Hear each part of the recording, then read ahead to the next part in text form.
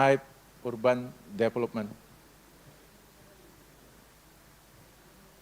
Okay, I see many people using their phone, hopefully not using WhatsApp.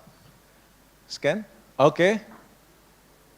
We got future planning, gentrification, rejuvenate, reshaping. Okay. Transformation. Okay, 14. 9 participants, 7 participants still typing.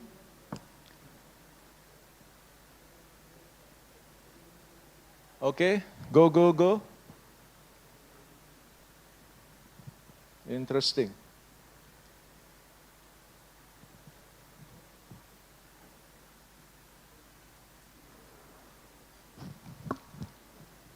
Okay, still 5 more, 36. I think it's quorum, yeah? Half of the participant here has already sent the word. Great. Let's make it 40. We come to 40 people. Okay. Let's give applause for all of us here. And we got 3 words: transformation, opportunity, and revitalization. Okay, let's skip these words and then let's invite our distinguished speaker. Okay, why I think this afternoon discussion bring the topic of urban redevelopment. So as Indonesian center of economic and business, Jakarta is destination where various parties carry out vital activities. However, currently Jakarta is ranked 45th in the Global Power City Index and ranked 135th in the Cities in Motion Index. You know, the top 3 is New York, London, and Paris, right? So in order to strengthen Jakarta's role as a global city, several criteria related to urban redevelopment needs to be improved. Livability, environment, accessibility, mobility, transportation, and of course urban planning. This transformation is aligned with the national policy relocating the new capital to Nusantara. Of course, this relocation will give impact and is going to the what is the usage or the utilization for the central government assets, for example, and then how we can have more space for the private sector to involve in the Jakarta development. And how then we can achieve our vision as global city. So this session will be discussed on 3 aspects, the key aspect. First one, we want to hear the sharing session from different perspectives. We have government, we have professional, we have private sectors, and we have also vote bank, yeah, to share with us. And then best practices, of course, and what kind of the future collaboration scheme that maybe have been prepared by the government and also being initiated by the private sector. So, ladies and gentlemen, without further ado, please welcome with me on the stage our distinguished speaker. First one, please welcome Mr. Luis Triveno. Please give a warm applause, the Senior Urban Development Specialist World Bank Group. Please take a seat, Mr. Luis. Thank you. So I can sit also now. Please. Thank you, Pak Luis. The second speaker, please welcome Mr. Mike Broomell, Managing Director of Colliers International Indonesia. Give applause. Our third speaker, but now will be represented before is Mr. Benni Aguscandra, the head, but now represented by Ms. Tona Hutauruk, the head of Jakarta Investment Center. And our last but not least speaker, please welcome Mr. Sulistyo, the head of Provincial Services at Esri, Indonesia. Please give also applause. Okay, so at least in the panelists, we have the beautiful one, yeah? Okay. I start from the Mr. Luis, yeah? Should I call Pak Luis or Mr. Luis? It's okay, yeah, for you? Okay.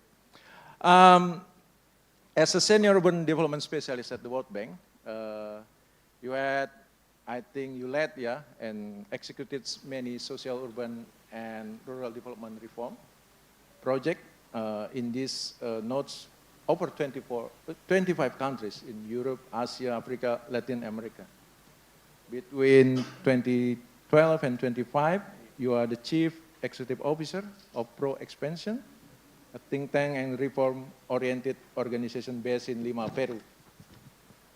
Between 2005 and 2012, you also served as a research economist, chief operating officer, and Chief Executive Officer of Hernando de Soto's Institute for Liberty and Democracy. So I believe with your global experience, and you must, how do you spend your time now in Jakarta? More than 3 years. 3 years? Okay.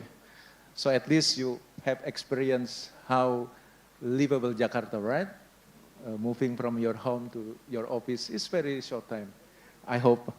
So without further ado, we want to hear what's your perspective on Jakarta, in which parts of Jakarta that you think will be a good place for redevelopment or whatever what you want to think. Please, Pak Luis. Thank you very much. I have a presentation so I would like to show some slides in case if I get the clicker. But just wanted to thank you and introduce myself. I come from the World Bank. I am now living in Jakarta for around 2 years. So I'm very happy to be here. I come from Peru, and before joining the East Asia Pacific region, I have been working in Latin America, Africa, and the Middle East. So I want to start talking about it, and my first reflection is in Jakarta and in Indonesian cities, it's where lots of the battles the societies are facing will be won or lost. Cities are the places where the opportunities to reduce poverty exist, to grow a strong middle class exist. And in the case of Indonesia, they have not delivered as much as its potential. There are other countries in East Asia Pacific, like China and Vietnam, that for every single point of urbanization have gotten a larger return. What does it mean? It means that Indonesia, in a way, is leaving money on the table. No? Now, transforming the cities is at the core of the Golden Indonesia Vision 2045. You see clearly that there are two missions of the RPJPN that are linked to urban areas, and there are indicators related to urban areas under the framework. No? So urban as centers of economic growth and achieving balanced and prosperous regional development, making sure that all cities in Indonesia grow and become engines of economic growth.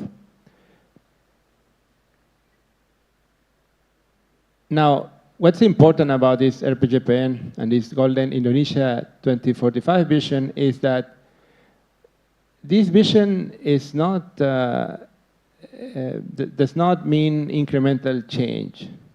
It's actually completely the opposite. The RPJPN is proposing a dramatic change, thematic growth in living standards, economic performance, and environmental sustainability.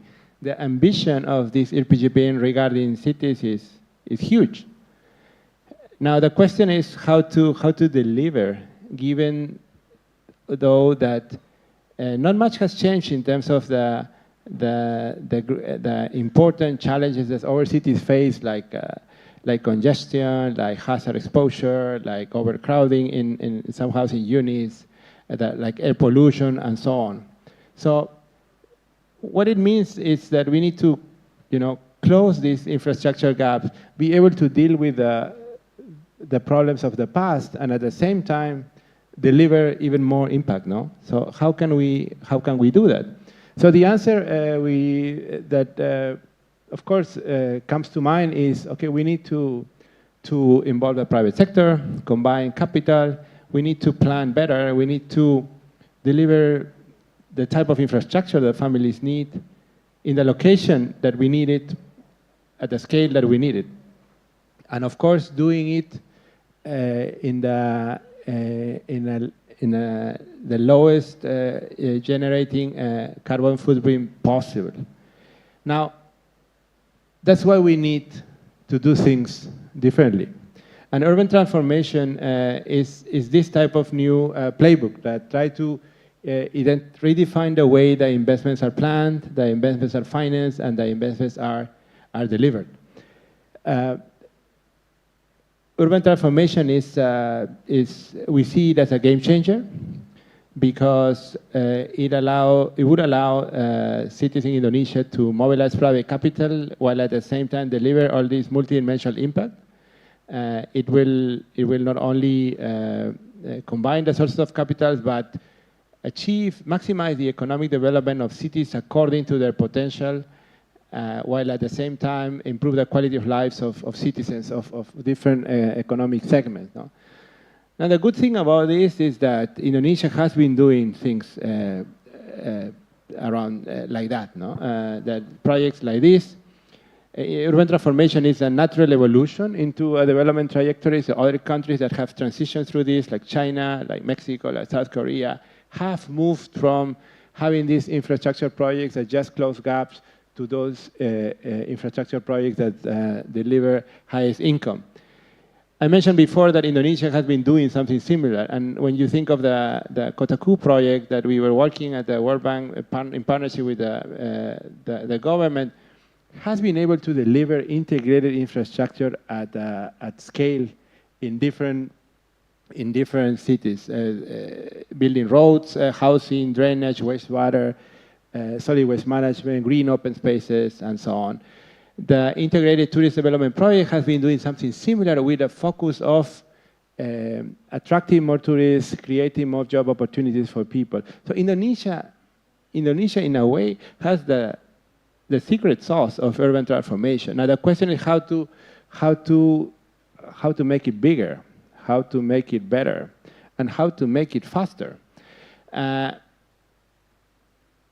How to start thinking of projects of larger magnitudes, like showing here the Darling Square in Sydney, that managed to actually develop an area mobilizing basically 50-50 the capital investment, private versus capital, and recovering the investment in terms of economic activity generated in just a couple of years, no? While at the same time building investments that improve the capacity of the city to adapt and to promote the circular economy.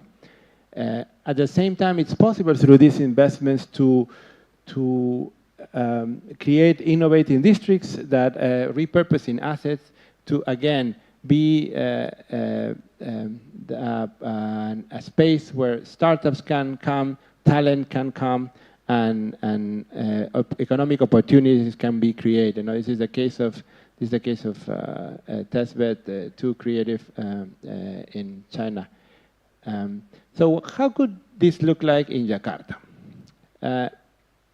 We partnered, so how can we make sure that at Jakarta delivers all these impacts. And one way of measuring is if Jakarta is able to attract global talent, if Jakarta is able to attract global investment at a larger scale. What needs to be in place so that this happen? This is what it's behind the concept of becoming a global city. This will mean to achieve a couple of important results in different dimensions, dealing with the main problems of the city, so trying to transform this, trying to move from one situation of deficit to one situation of where there is adequate provision for citizens. So what we have done in partnership with the colleagues from ARUP in Jakarta is try to think about how to create a typology of investments where impact can be maximized. And we have identified this typology, these types of, this typology you see there, so 5 types of investment. These 5 types of investment could deliver actually a large impact. Could be TOD developments, nature-based solution development, urban innovation centers, village revitalization, as well as the preservation and development of culture. These types, each one of those can deliver different mixes of impact, but can allow the city to combine multiple sources of capital, to repurpose existing assets, and of course to address the infrastructure deficit while creating business opportunities for people and of course jobs. This exercise conducted with ARUP ended up with identifying 3 areas that I will just briefly show now. The 3 of them, in a way, are related to a TOD development. It's Block M, Medan Merdeka, and Tanah Abang. Each one with different emphasis.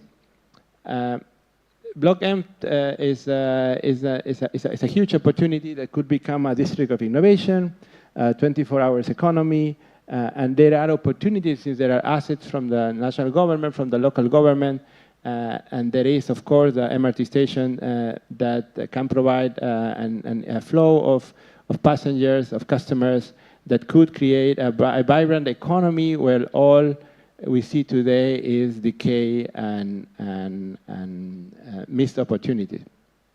This is not something new, it's something that has been done before.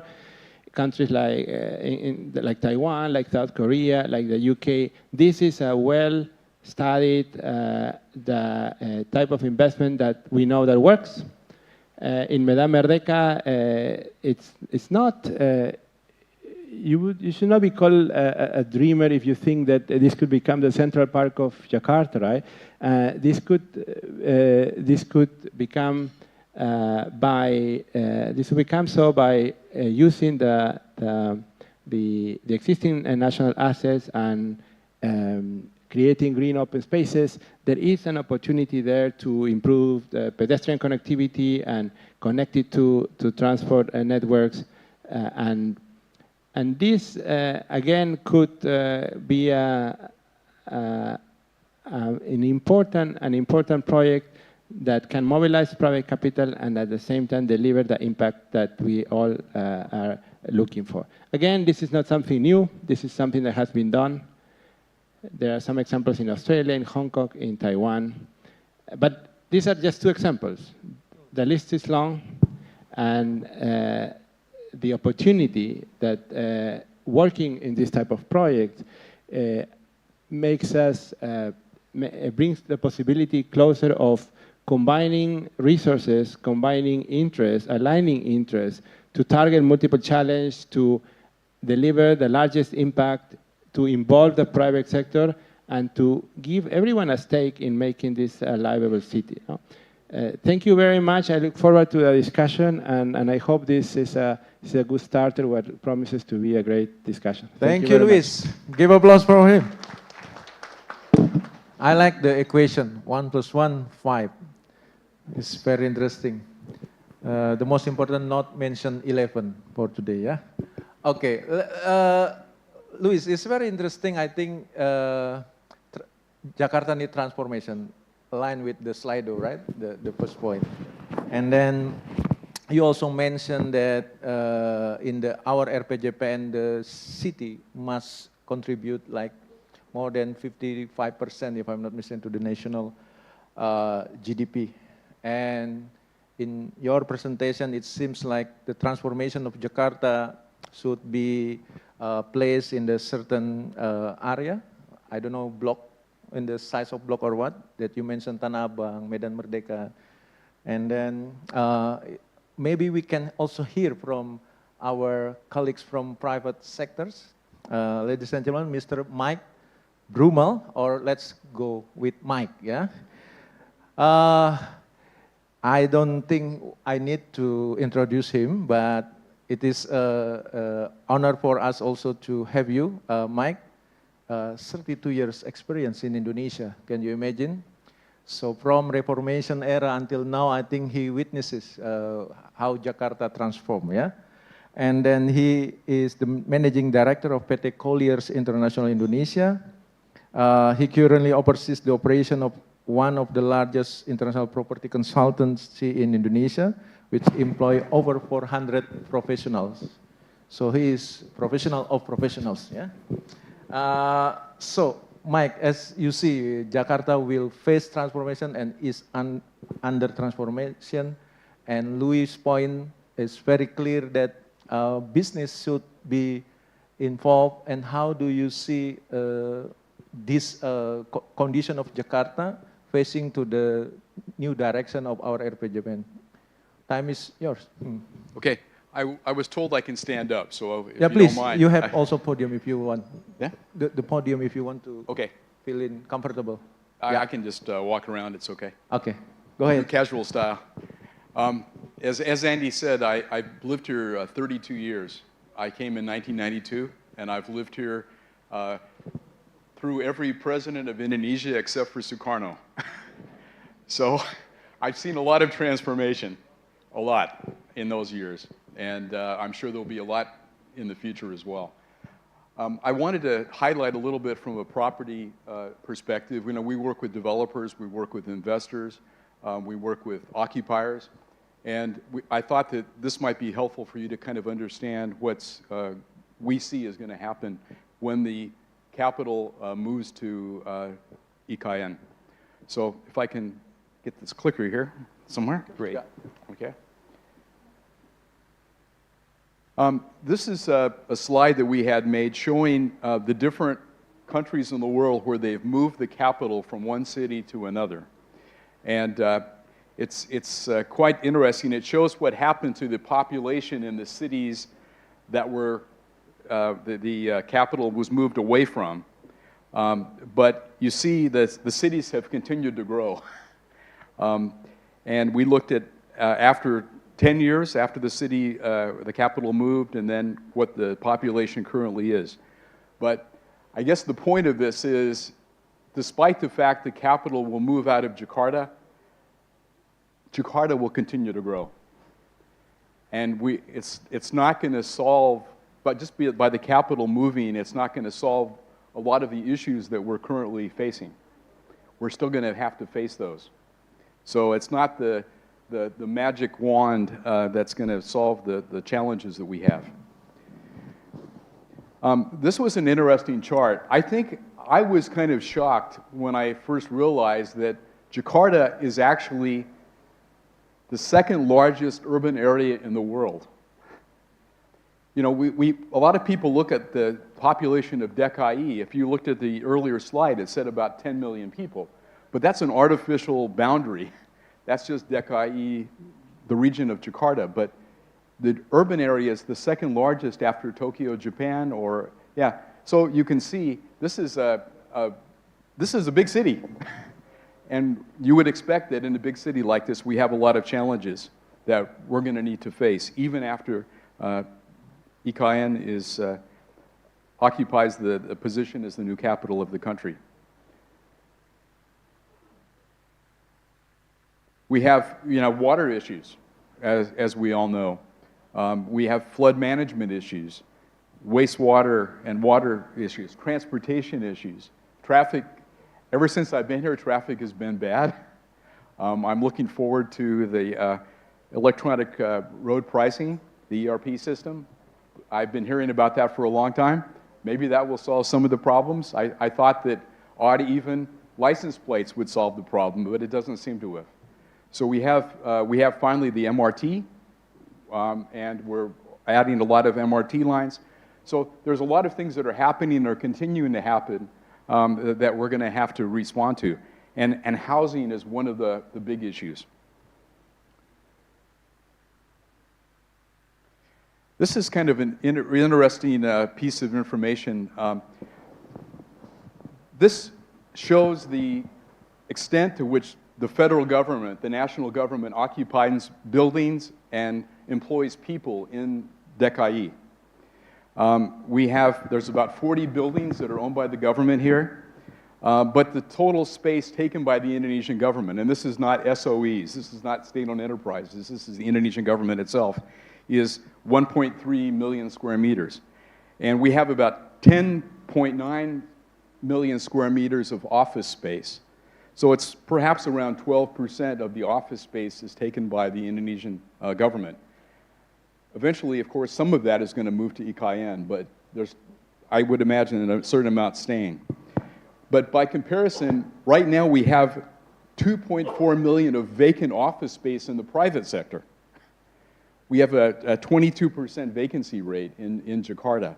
So it's a lot of space between what the Indonesian government will vacate and what is currently vacant in the private sector. In terms of people, as we said, we have about 33.4 million in the greater Jakarta area. Only less than 1 million people are employed by the Indonesian government. So if everybody that's working for the Indonesian government moved, you'd have about 1 million people out of 33 million. Okay? That's what percent? 3% of the people. So 97% of the people would still move if everybody moved, and I'm sure not everybody's going to move. But of course, you'd have people and their families as well that would move potentially. So I guess my point is, even if the capital moves, the city's not going to change that much. We shouldn't be expecting it's a magic wand to solve the traffic problems in Jakarta. Some people say, well, let's just convert office buildings that are vacated into residential buildings, okay?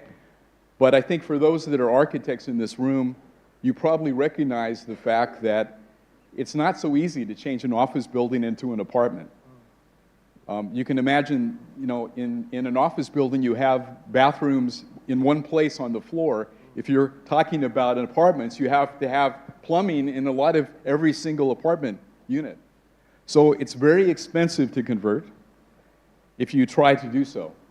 And it's quite a challenge.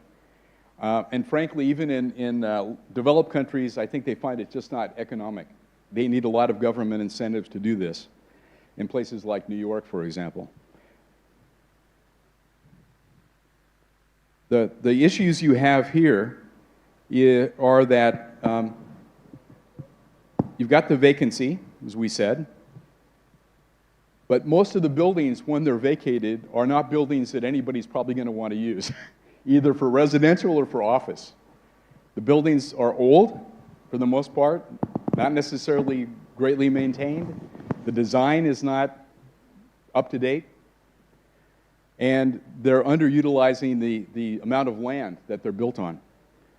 So I don't think conversion from current use to a new use is the best efficient way to use that property. I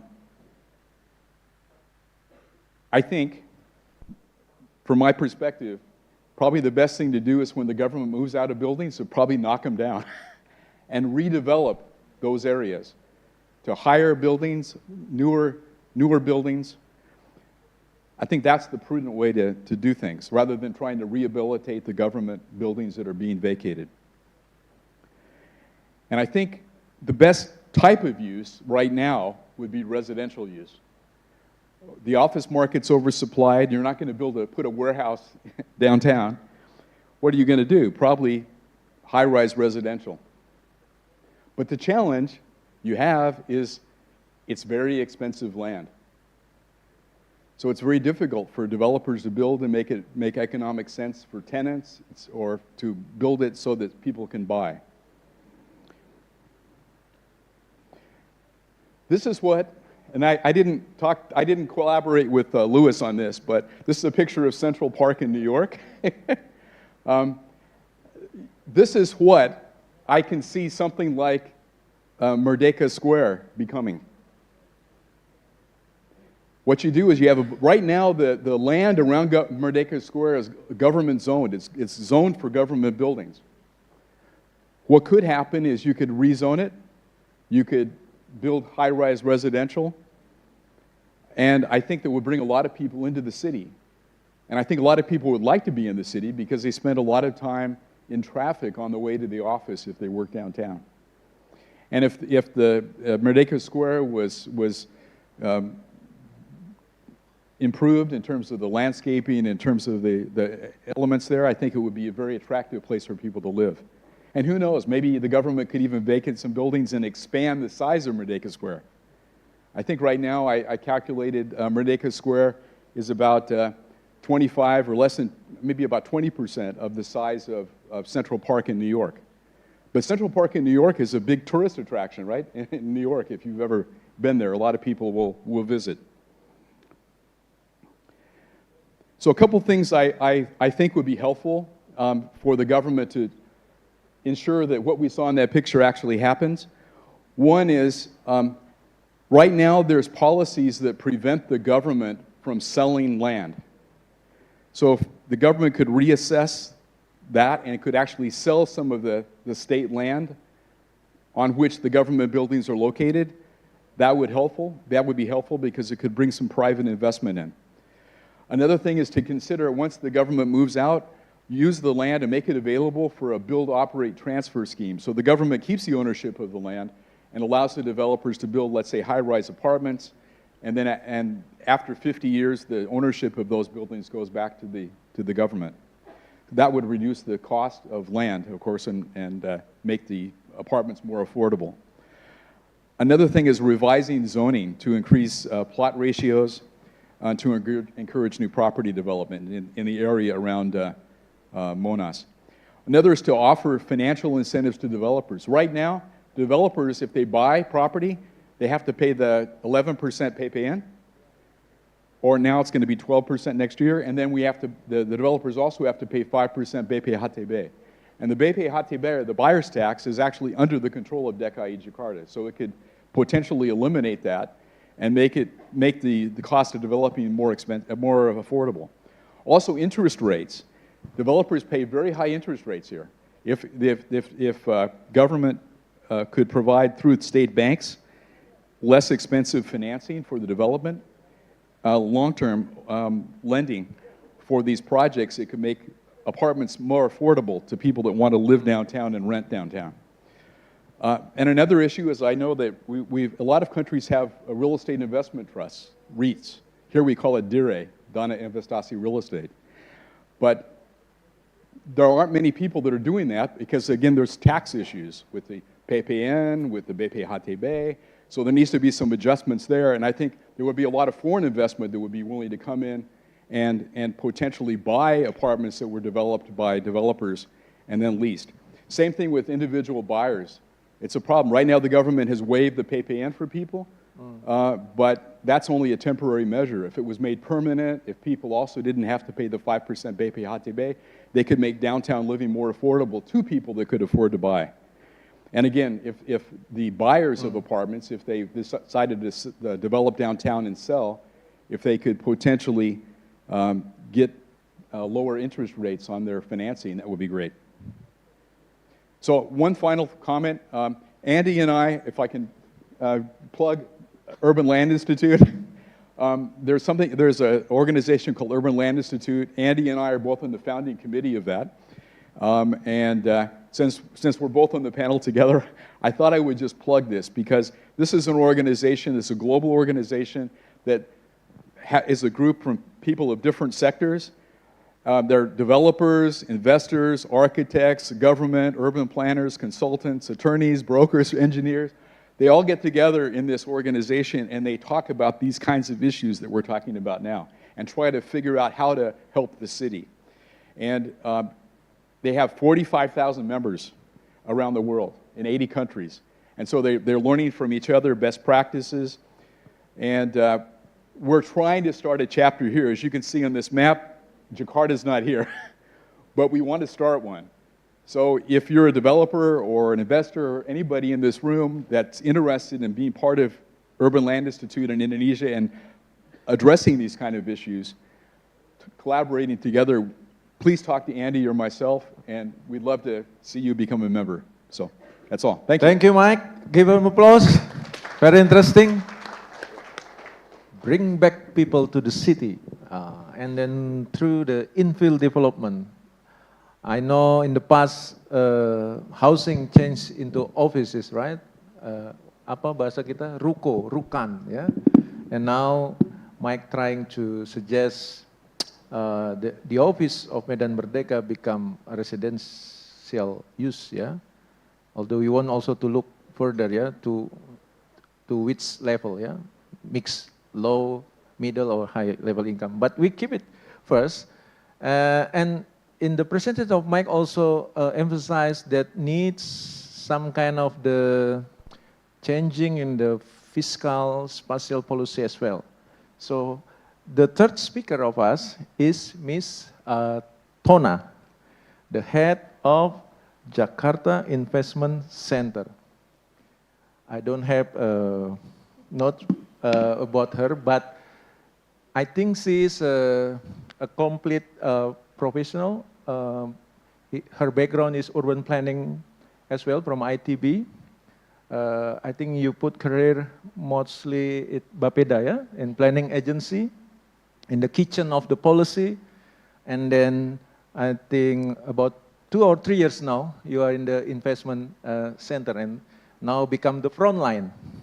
And then I think we also want to hear from you, Tona, how the situation of the investment. I believe you are now in active, more proactive, the investment, not only passive awaiting the potential one. So, time is yours. Please share your thought and also your experience. All right. Thank you very much, Bang Andi. Bang Andi is my long, not lost, yeah, because we frequently meet, yeah, every now and then. All right, ladies and gentlemen, very good afternoon to you. My name is Tona Hutauruk. For you who don't know me, I'm the head of Jakarta Investment Center, the very committee that conduct this event. So on behalf of the all committee, I really want to say my gratitude to all coming here and stay here until this afternoon. Thank you again. Without you, this event won't be successful. So my presentation here is about leveraging Jakarta Investment Catalyst Initiatives.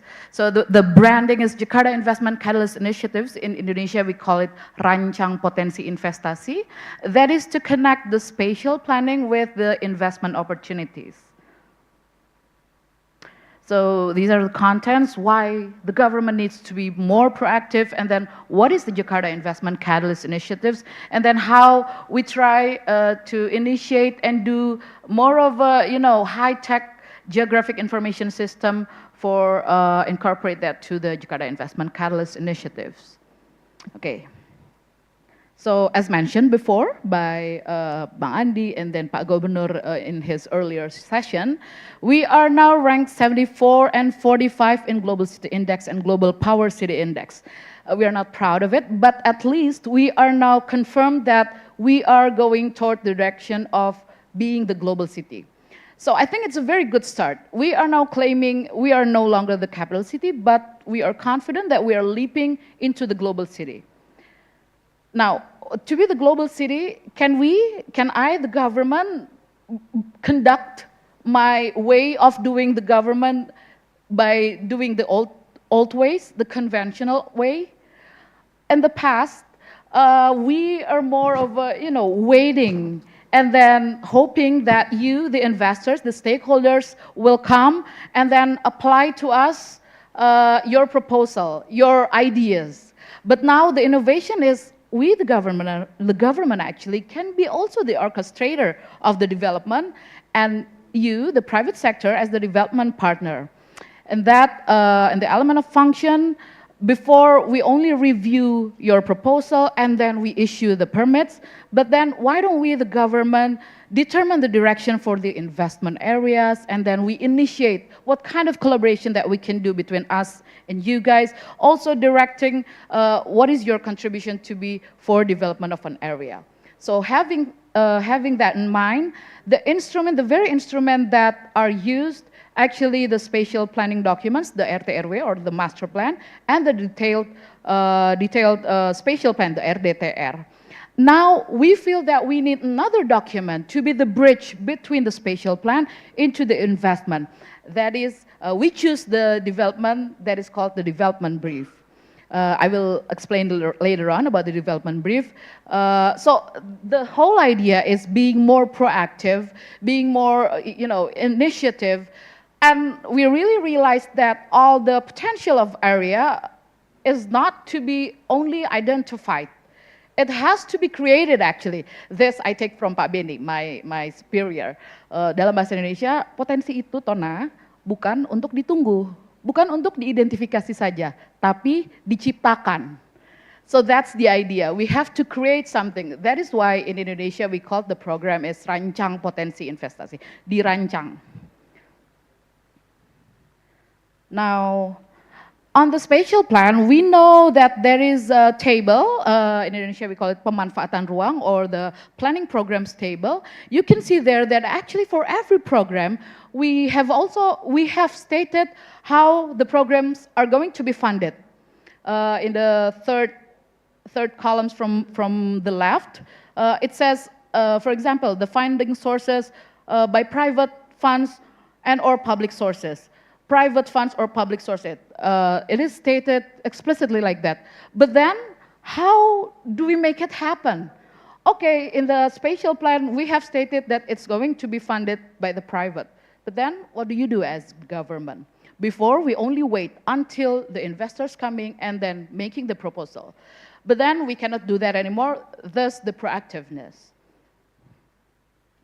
So the Jakarta Investment Catalyst Initiative is actually the action of accelerate and facilitate investment process by integrating these two things. First, the planning, the strategy formulating, we determine the location, space function, and then also bringing all that planning into the marketing programs. So we have the info of the potential and benefit of investment in one area, and then we bring the info directly to you, the investors. We market that, and then we want to negotiate with you. We want to do the collaboration with you. So it is a end-to-end process, up from the very beginning of the planning up to the marketing until we have a closure deal for specific kind of investment. Now, the development brief itself, we have a collaboration with several universities until we come up with the document development brief. And then the content actually, number 1, 2, 3, it is actually only the usual ones, like the usual conventional planning document, site description, visioning, site potentials issue, planning and design. But the interesting ones are, we do the number 4 until 8. We do the financial analysis for the area that we want to offer. So you don't have to hire your consultant at the very beginning, because we do that for you. And making sure that the investment is going to be benefiting for you, of course. Otherwise, you won't want to invest, right? So we do the financial analysis. If you do this land here to be the apartment, for example, or to be the shopping mall, so you will get IRR like this, and then NPV like this for this kind of time, etc. So we do that. And then we also convey all our analysis of the inventorization of the assets. We do that. And then we also write what is the permit process and requirements that you need for that investment. And then we offer several development schemes and also related policies and incentives. So it's kind of, complete and compact document that we believe it is relevant for your need as investors.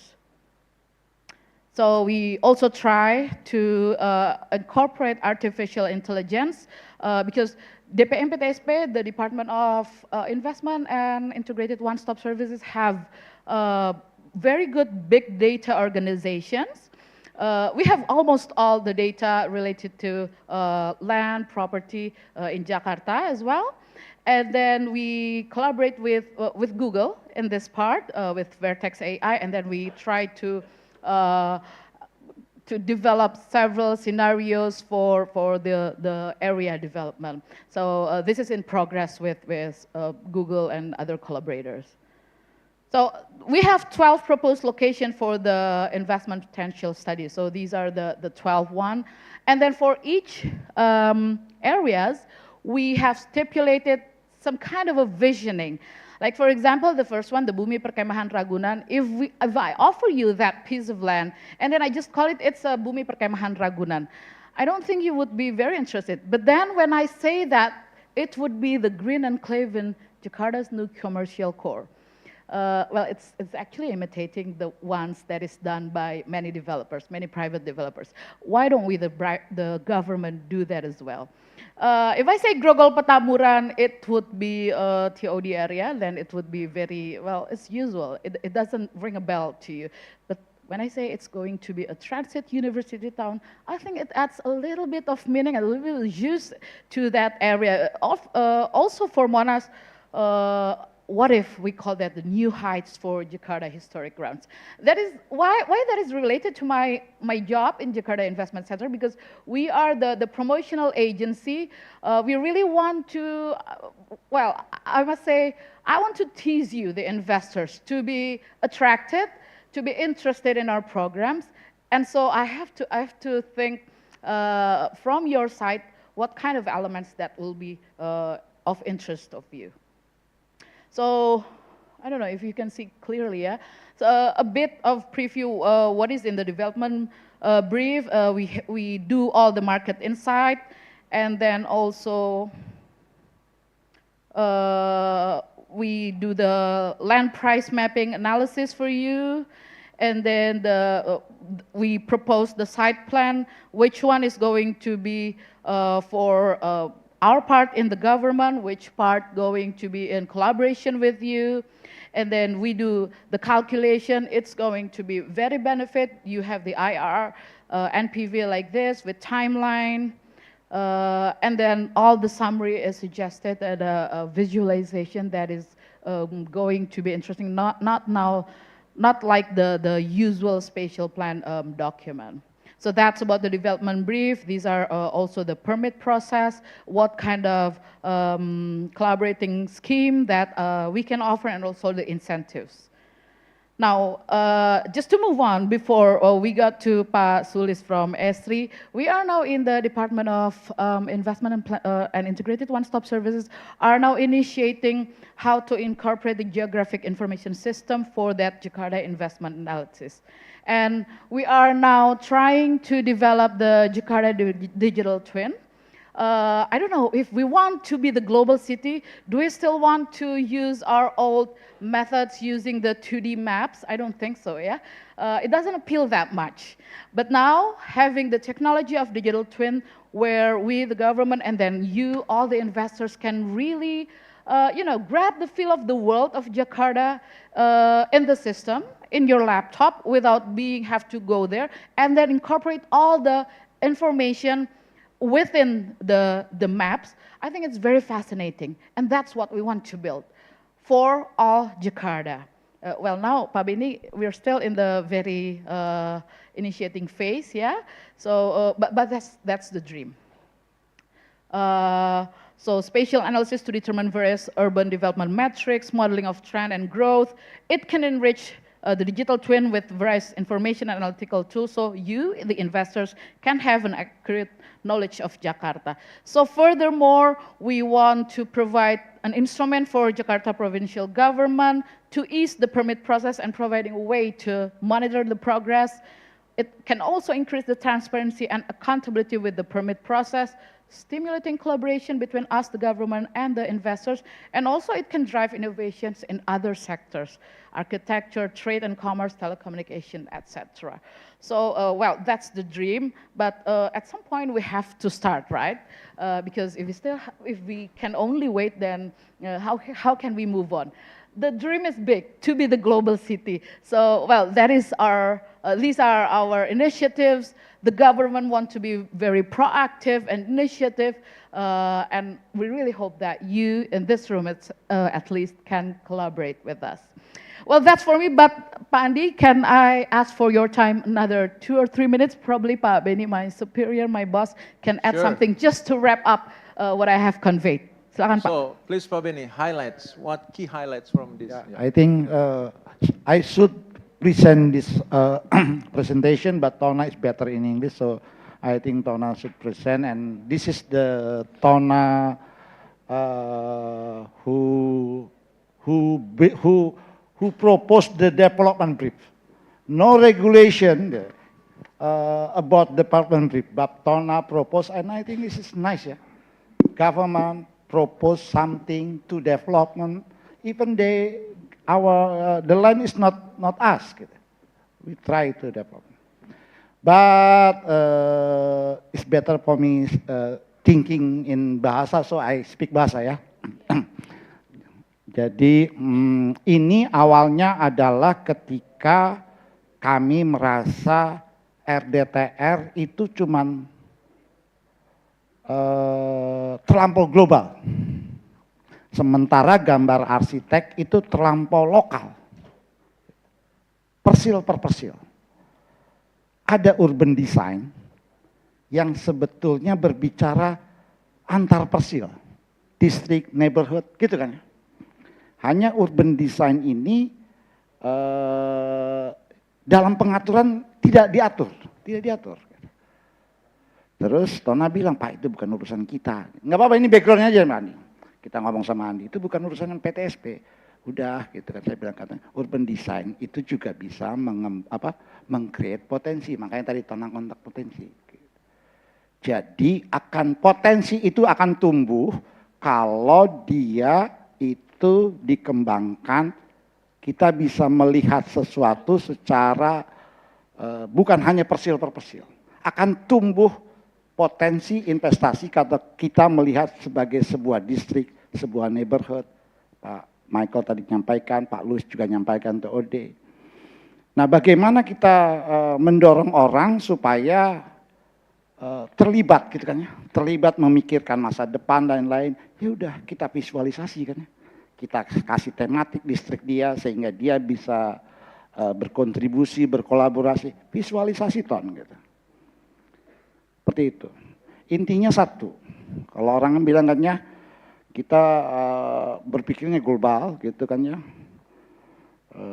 Bertindaknya lokal. Tapi kita harus merencanakannya secara regional, secara kawasan. Intinya itu. Maka dengan kita mengembangkan, membuat sebuah rencana kawasan, saya nggak tahu apakah urban design atau urban planning atau arsitektur, gak hanya ngomongin soal persilnya dia, maka akan muncul potensi-potensi investasi baru. Apa yang dibuat Tona adalah memvisualisasikan untuk memancing komunitas terlibat, berkolaborasi, mencari potensinya untuk terus berkembang. Nggak bisa diharapkan pemerintah aja gitu kan ya, dan kolaborasi dan lain-lain itu tidak akan muncul dengan sendirinya gitu. Makanya Tona tadi bilang, potensi itu terjadi di-create. Dengan apa? Ya kita visualkan. Lebih mudah mengerti yang tadi ya, kayak di Boston, kayak di mana ya, yang Tona bikin. Dibanding kita lihat, mohon maaf di peta warna-warni, kuning, merah, biru, lebih sulit dimengerti. Dan lebih sulit juga dimengerti ketika gambar itu sangat detail seperti gambar arsitek. Kita perlu ada di situ, ada semacam penggambaran sebuah neighborhood, 3 dimensi, gitu kan ya. Dan dari situ orang lihat, oh ternyata kalau kawasan kita dikembangkan dengan baik bisa seperti ini. Dan potensinya ini. Selanjutnya adalah dihitung berapa potensinya. Ya makasih juga kepada IAP yang sudah membantu kita ya Ton. Untuk mengembangkan ini dan teman-teman IAI dan juga dari Urban Design, kita exercise sama-sama beberapa perguruan tinggi, ya kita coba kembangkan, itulah development briefnya, Tona. Itu yang bisa saya sampaikan. Thank you ya. Thank you Pak Benni. Kasih applause juga. Give applause.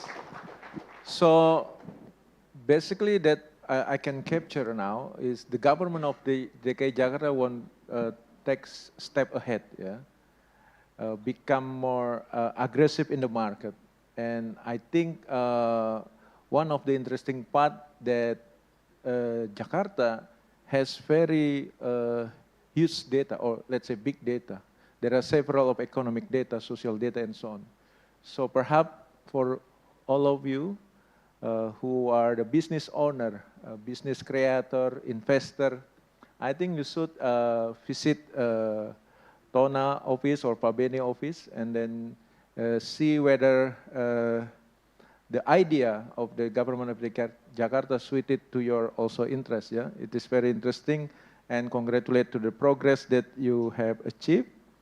And then let's go to the last but not least, Pak Sulistyo. Since Tona has revealed so many spatial information, and also starting to using AI. I think we also want to know from Pak Sulistyo. He is, let's see, Head of Professional Services of Esri Indonesia. Mr. Sulistyo is a successful technological leader with 20 years of experience. Business process services and information security. He was a Chief of Technology and Information Security Officer at Telekom Malaysia, subsidiary VADS Indonesia, before joining Esri. So, Pak Sulistyo, of course, there are so many innovations that you have achieved and your office achieved. Maybe you can also share with us and what kind of the potential collaboration with Jakarta, ya. Time is yours, Pak. Thank you, Pak Andi.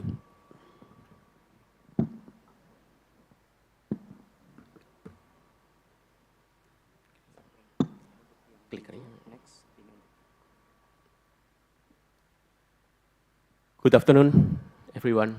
I think a lot of things we already hear from the stakeholder here. Many initiative, many idea, just to understand what are the next for the Jakarta, our city.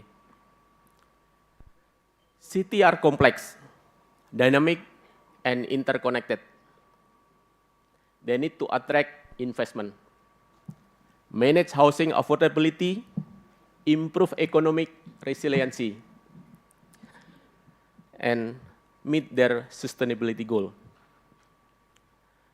Technology can help shape how we build. Therefore, we would like to start our session by giving you some background on why we need such a technology and process to make data even higher from the value perspective, and dive into how we can apply urban design and redevelopment initiative for Jakarta.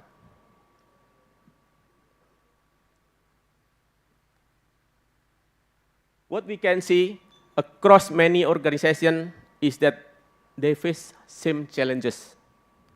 They are looking for lower the cost in terms of the permit and also recurring plan update, bring more accountability and transparency toward meeting their planning goals, while also improving access to GIS planning and design professionals themselves. All of this can be summarized as transforming traditional process into digital ones. As we gather here, we stand at the intersection of technology and urban redevelopment, where the power of the data redefining how we design, manage, and envision our city, Jakarta. Urban planning has always been a complex process.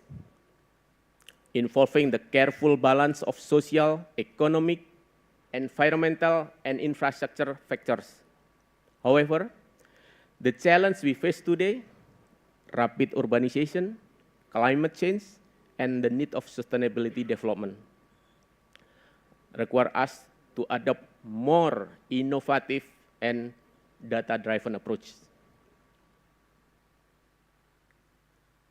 On a smart map, city planners and officials can visualize data related to demographic, traffic, economy, and infrastructure to reveal the relationship and pattern. Using interactive tool, planner and city official can see the entire region or drill down into granular neighborhood level to learn more about the area, the people who live and work there. Before they can map and model the city plan, city need to manage their data. Geospatial technology with capability of geoprocessing enable to simplify the management of complex databases. The same technology is helping create scalable plan enriched with the relevant information from local zoning, space use type, and building types. Create 3D visualization of urban plan and project to inform stakeholder. Communicate trends through indicators such as population growth, new job creation, water usage, waste generation. Enable capability to perform site suitability analysis by layering multiple dataset. And then adjust weight to criteria like zoning type, maximum building height, and existing building age. Change the weight will automatically reflect in the scoring, saving our time and resources when identifying suitable location for development. Geospatial data with its ability to capture the spatial dimension of our world is revolutionizing the field of urban planning. Through the integration of GIS, remote sensing, and real-time data collection, we now have unprecedented access to detailed location-specific information. This allows urban planners to make more informed decisions, predict the future trend, create cities that are not only more efficient, but also more resilient and inclusive. Many cities, Boston can be seen here, have for a long time used physical 3D models, which have played a key role in providing context on ongoing projects.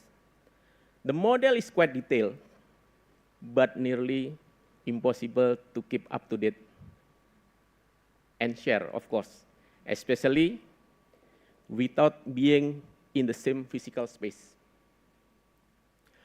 The classic way of modeling the built environment, however, can be replicated into digital space.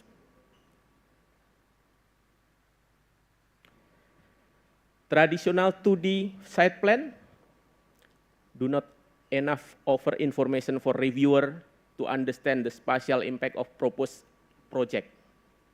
However, 3D model help people visualize and assess a project, the context of its proposed location.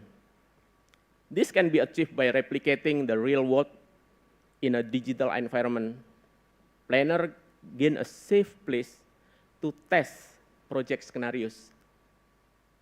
This digital twin model a neighborhood's building, vegetation, street, right-of-way, and other infrastructure. The more detailed planners add to models, the more realistic neighborhood scene become, and the more useful they are for analyzing real-world effect. This also to streamline a review of proposed development project, thereby reducing the need for resubmission. So we can imagine if there is e-submission for both official government as well the investor, how both party can be visible and transparently to understand what are the common thing that they need to decide. Over time, demographic and market shift, public concern about climate trend, conservation and resource use evolve. As urban environment change faster than predicted, city regulation must keep pace. In turn, planner need tools to uncover growth pattern and evaluate area where current trend no longer fit existing building regulation. By visualizing proposed scenario throughout the planning process, planner get a clearer understanding of how development will look. The 3D models help decision maker see connection and understand the related problem. For example, we can evaluate a proposal environment impact on surrounding and previously existing natural resources.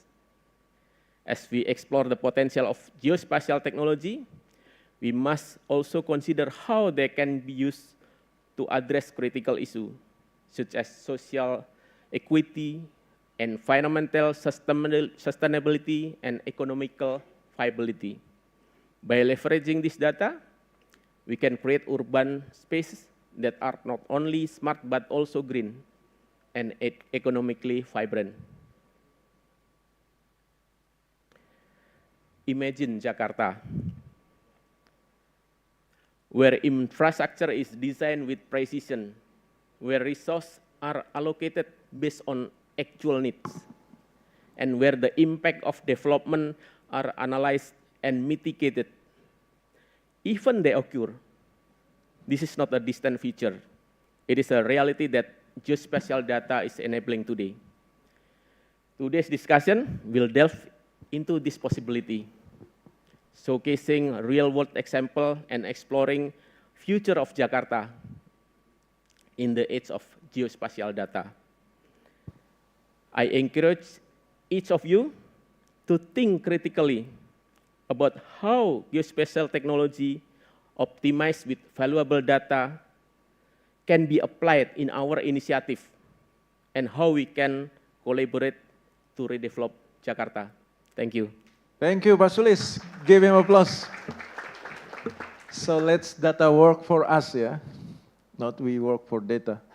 I remember in the 1990s, I studied urban and regional planning. We only have 3 credits of GIS. And then now GIS become more digitalized, and then I believe if the office of Tona, Pak Mike, Pak Luis has a planner that can help skill of the GIS, I think it will make easier for us to make our cities more, let's say, planned, yeah? So more order. So, ladies and gentlemen, we heard from the global perspective, from the private urban property perspective, from the government, and also from the professional of data scientists. So now I think we knew that that urban transformation requires very important skillful of human resources. I think that's my first capturing from those panelists. But I like also to hear your comments, or if you are interested also to explore more of our panelists. But we only have 15 minutes more, sorry for that. So maybe 1 or 2 comments or questions from the left or the right. Please raise your hand, or if we have any from the, what you call that, from the slide or whatever from virtual. Any one of you interested to interact with us? Anyway, or you are digesting now a lot of information. Okay, okay, lady with the red shirt. It doesn't mean red, something red, yeah. It's only red shirt.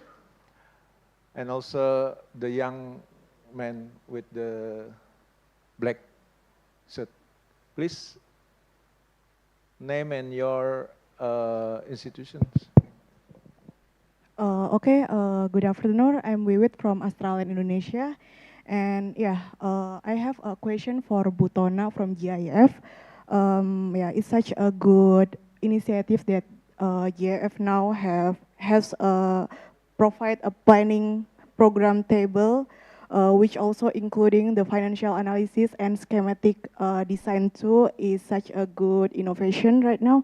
But my question is, how will the real collaboration between the private, government, and also the community in order to utilize the government national asset that we know that they will be moved to Nusantara? Is the government waiting to the big investor come first and then execute it, or the government will create or build the infrastructure first to make the private interest to invest there, or will the government and the private waiting until the public generate activity or crowd activation there? I think the Block M is one of the success story collaboration between the BUMN, government, and private, also the community, because after the transformation of MRT, there will be a transport hub or crowd puller hub right now. Yeah, I think that's my question. A form and mechanism of collaboration. Thank you. Mas? Hello, good afternoon. My name is Asdi Rahmani. I'm a landscape architect from I+D Studio. I am also as a delegate from Indonesian Landscape Architect Branch Association in Jakarta. Okay. Just a quick questions about, of course, I'm a landscape architect. I'm interested in green infrastructure. As Mike showed in Central Parks, as a landscape architect, you can always see Central Park, right? But is it necessary we copied Central Park in Jakarta? Is it the best way to implement green infrastructure? Like in Singapore, you have park connector, right? That's also part of the green infrastructure.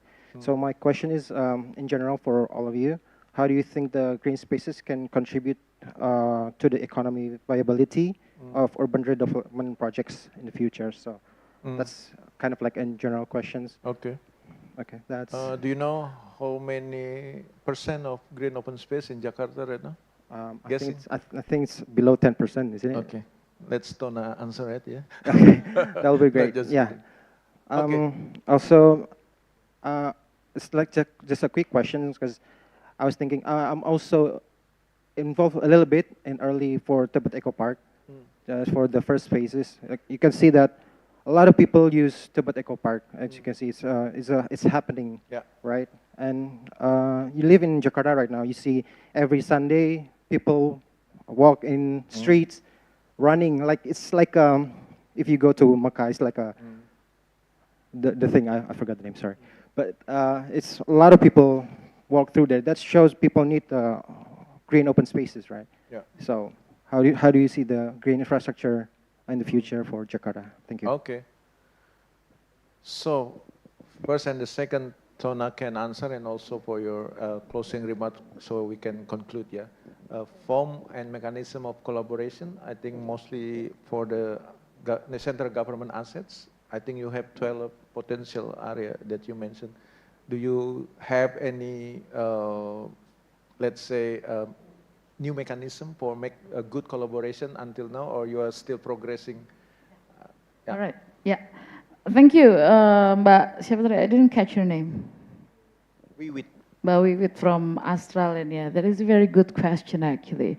Well, to be honest, in that theme about what we're going to do about the national asset that is left because the relocation of the capital city, there are several stakeholders in government of DKI Jakarta handling that. The very main stakeholders is Bapeda, the regional planning agency. They make all the master plan and the roadmap and then work in close relation with the Ministry of Finance, Kementerian Keuangan, because the inventory of the assets of the national is taken care by the Kementerian Keuangan. So in that sense, we cannot almost do anything without, well, not approval, but getting the recommendation in somewhat of level from the Ministry of Finance. But we also realize that this is the very moment that we, the government, have to steal, to restart gitu ya. Otherwise, the owner of the assets will come and then they will say that they want to propose my site is going to be built like this, and then the other one say that I want to build my site like this. But the government has a view that all the parcels of lands will be better if developed in one theme of areas. We don't want the development to be parcel by parcel. Instead, we want to make it as an area, so the capital is bigger. It will be more attractive. The control is better. We can do and anticipate all the infrastructure from the very beginning. And that's why the methods of making it to be an area development is what we think is the most optimum approach for developing the assets that is left to the IKN. Well, to answer what kind of collaboration scheme, I'm afraid I cannot answer that right now. I have to consult that with several stakeholders. I must admit that DPMPTSP is not the very main stakeholders in that theme. That's why, well, me as the government, I have several authority demarcation that I have to maintain. But we can discuss that later on, yeah? We can do a meeting if you want to know what kind of progress that we in the government are progressing right now. Let's have, I can arrange FGD, for example. That is my job, actually, as the Jakarta Investment Centers. We can invite several people several stakeholders that are more capable and also with the authority in answering that questions. But, well, the idea is there, and then the roadmap and also the connection between all stakeholders are being built. I know Mbak Gria here, she works very close with Bapeda, and also Bang Andi has helped several occasion with the renew of the apa Bang? RT/RW 2045. Yeah, that elements are all tried to be incorporated in the RT/RW. Okay. Yeah, so probably that, yeah, but I'm very open to more discussion on that theme. Thank you very much. Thank you, Tena. Jadi intinya kalau rokok jangan beli ketengan, tapi satu bungkus kira-kira gitu, ya. Mike, please add. Could I? Yes. I'd like to just use this Block M project as an example. Obviously, we have the MRT, and we have the TOD locations. So in terms of accessibility to the site, that's already built in by the government. The question is how to develop around the TOD stop. In the case of Block M, what happened is we worked very closely with MRTJ in terms of doing a feasibility study. That's one. They hired an architect that designed the project, and so they have a design for the infrastructure at the TOD location that will be funded by the investor that comes in and builds the buildings, office or residences, hotel, retail. So the plan is there, but the funding will come from the private sector as part of the funding for the investor that comes in. So I think it has worked well. We're in the process now of raising money, looking for investors and developers for that project. That will be kind of the guinea pig. But I have to tell you, working with MRTJ, they've been very responsive. They understand what businesses need. They're asking for input from businesses. They're asking for proposals on how to structure it so that it makes this project attractive for an investor and developer. So I can vouch for that, and I think the potential to work together and develop the infrastructure, at least at TOD locations, is there. And it will take sometimes, yeah, to get it in each other understanding on how the, let's say, the conclusion of what kind of investment become, right? So it cannot be like a very quick one. Or you ever experience very quick one to get settle the project of collaboration? Yeah, it's not so easy. Yeah, I know. It involves a lot of money. Yeah. I think in this case it was over or close to 3 trillion rupiah. Yeah. So it may take a consortium of investors to come in, but there's a desire to make it attractive to investors, and I think they're flexible in terms of how to structure things. Yeah, therefore we need a very good preparation. Thank you, Mike. Luis, one of the second question, I think that we can also touch green economic transformation, right? We need greening the infrastructure, greening the building. And sometimes it being compiled in what we call decarbonization, right?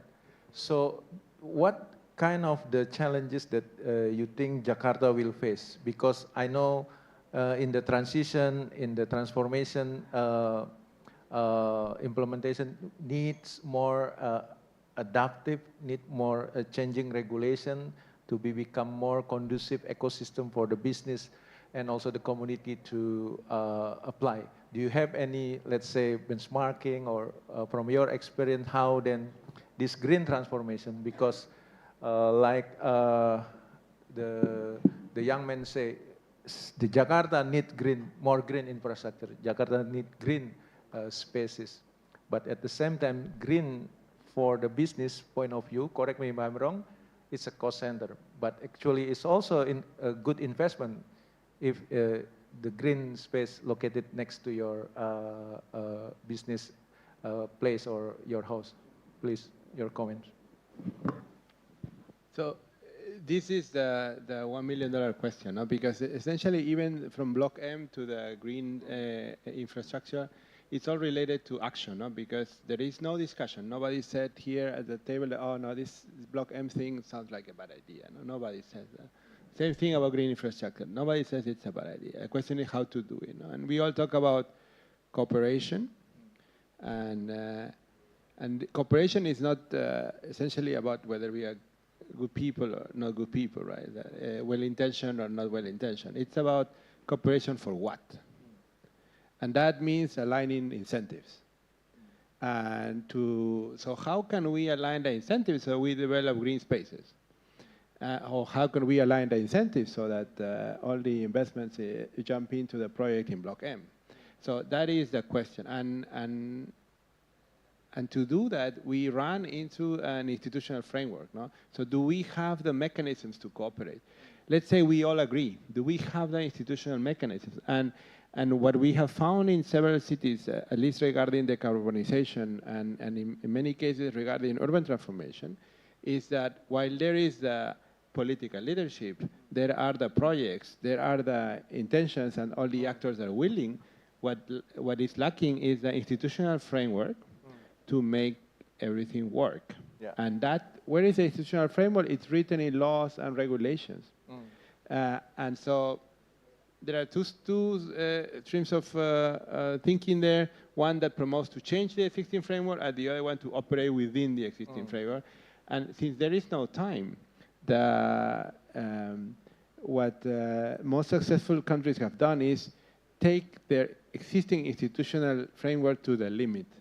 push it to the limit while producing reform. So I think that's key to success to all these great ideas that we heard today is, so how can we operate through the existing institutional framework so that we can make these investments work both in Block M and also green infrastructure? Thank you. Yeah. Institutional framework, Pak Sulis, one of the conditions to have a good institutional framework is the data, right? As you mentioned, the green open space, do you have any updates of the advancement in GIS? Let's say you build a 3-story and 10-story that you can automatically calculate how much ecosystem services they're taken, so then we can easily compare and make adjustment to our plan? Yeah, it is interesting and common question that coming in from the society. From the technology perspective, how we can understand, we leverage the technology, can be from the remote sensing as well, real data capture, and mostly when we talk about the green area, green zone, Geo AI is involving now. The capability to capture the difference of the raster is automatically and calculate. So meaning here, we have to be clear in terms of the objective, and then let the technology accelerate it for it. Okay, and let's do maybe one sample project of us, so then we can see how this institutional framework that Luis proposed can be set up, yeah? Yep. So, thank you very much, ladies and gentlemen. Give applause for our distinguished panelists. And I ask for you to photo session as a rundown. Please stand up for photo session. Pak Benni, come join us. And then, okay.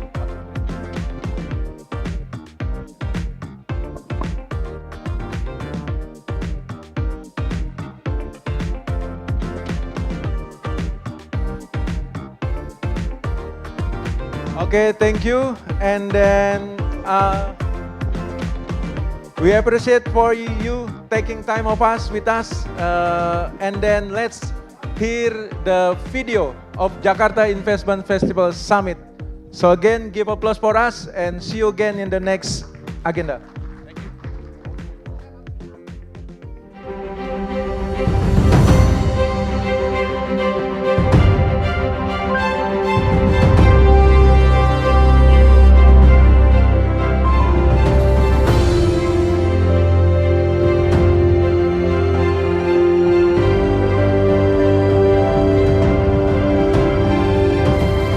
As we conclude the Jakarta Investment Festival 2024, I invite you all to join us in our journey towards a global city in realizing the Golden Indonesia 2045 vision. See you at the next Jakarta Investment Festival.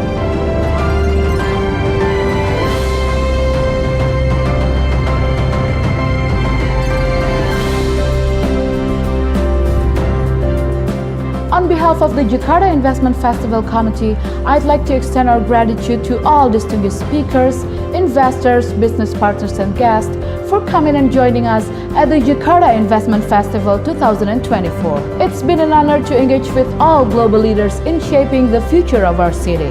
Let's continue this journey together to build a stronger Jakarta.